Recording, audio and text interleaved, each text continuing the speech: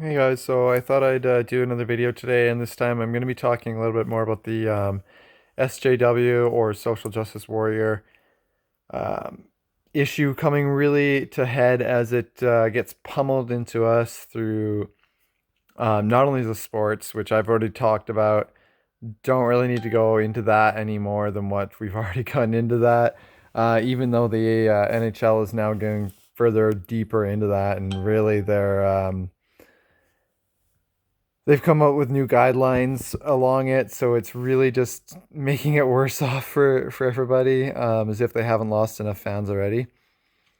So the other areas where we're kind of seeing it hit is through our TV programs, movies, our kids in school, books. It's everywhere now, and this whole social justice warrior thing is just a publicity stunt. It's a big money grab for these people now because it's the trend. But really, for a lot of these companies that are doing it, it's backfiring. I mean, you look at Goodyear and what happened with them and Trump. That was all because of all the SJW crap that they were implementing with their business. So, my wife and I were watching a movie on Amazon or a TV show on Amazon that has Reese Witherspoon and the main, her name is slipping my mind right now, but the main actress from Scandal. And we are watching it because we really like these two actresses. And so their skin color, of course, doesn't matter. One's white, one's black. Who cares? We don't care about that. We went to watch it, and just in the first episode, it's just like social justice issue after social justice issue being shoved down your throat. And we have found this it's so many times in movies and in TV shows now that we never ever used to really see so much. But it's just become the main focus now for these companies to be implementing it into their stuff and just hide it as subliminal messaging into the programs that you're watching.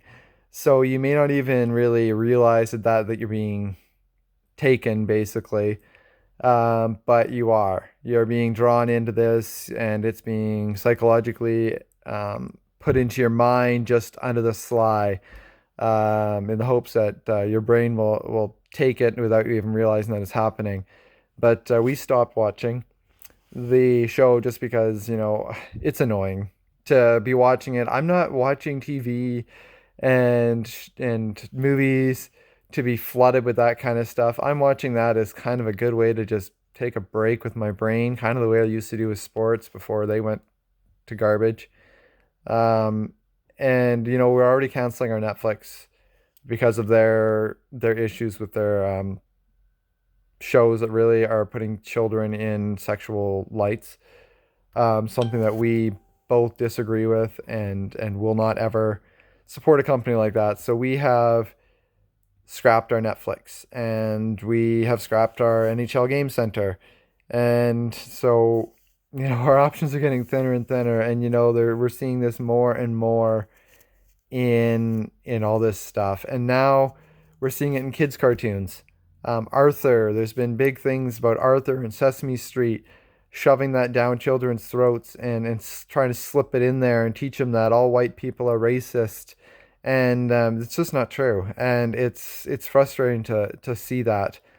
And I come from a Métis background, but I still don't see that as being a way to define me. And for people who see their skin color as defining them, I feel sorry for you, because skin color and your own personal background, that doesn't really define who you are. You define who you are.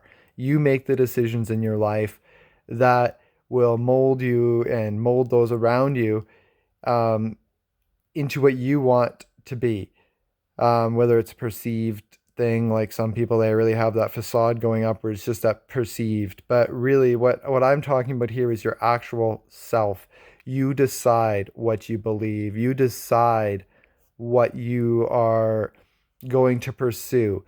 And so for that to be kind of shoved down there and kind of them trying to dictate, I have a problem with that. And I hope that you do too. I know a lot of people do. And this is just an issue that we need to take a stand on and tell them get this crap out of everything in our society because I'm sorry, but the world is not racist. The world is not full of just all evil people like they would have you believe. No, there are good people. There are many people. Most of people in the world are not racist. In fact, the most racist people that I have come across are actually all these people who are shouting it back at other people, trying to accuse them. So, like the BLM movement and Antifa and all these people, they are the most racist groups out there because they are just trying to cause racial division. That's all their main goal is just to cause racial division. And it, it's not what they preach, but that's what they're doing. And so they've just created this culture of hate and bitterness and making it seem as if slaves were only black people. And it's like, no, actually, the original slaves, there's been slaves since the beginning of time. Arabs were slave owners. Black people were slave owners. White people were slave owners. And Asians have had like it's just there is no culture that has not been touched by some sort of slavery. And even the native tribes, they used to take slaves as well and marry their captives. I mean, it just was the way things were, and now we've gone away from that. But they make it seem as if white people are the only ones who've ever had slaves, and well, there's a huge slave trade out there and a human trafficking ring. And right now, there's a big protest and everything because of all the human trafficking that's been being exposed, and our government is doing nothing about this human trafficking. If anything, they are supporting it, unlike what President Trump is doing, which he's going after actively after these groups that are in the smuggling ring, and it's big name people, so they're just trying to brush it under the rug, and they're trying to hide it, and President Trump is having none of it, but our government is more than willing to because um, I would go so far as to say our prime minister is probably very involved in it, and just based upon his friends and the fact that there's been a few of his friends who are known as being pedophiles. So that's one thing that comes out of that is we need to really address more important issues, issues that are actually an issue. Um, and I mean there is some racism and there is some racial divide, but um, it's not as prominent as what they are trying to make it seem. And by saying defund the police, they're completely going against what most black people in these communities actually want because they actually want more police. If you listen to Kim Klasik's video and many other black people who have talked to actual black people in these communities, and they are all saying they want more police. The only ones who don't want police are the criminals. And if you think about that for a second, I mean that's should be something basic and simple that comes into your brain, but nope, no, in today's world, that's not. The obvious has to be focused on more. And the other area that I really have a problem with is school curriculums, and that it's really creeping its way into there. And they really hide school curriculums from parents. They don't want parents knowing what their kids are learning. And when my kids goes to school this fall, I'm going to be asking him more every single day. What were they teaching you? Like tell me what were they teaching you specifically? And I want to try and get my hands on a copy of the curriculum because I would like to see that, and I would really like to just be able to focus on keeping my child safe from this kind of stuff because I don't want all that rammed down his precious my son and my daughter's precious minds that their minds that are still developing and building.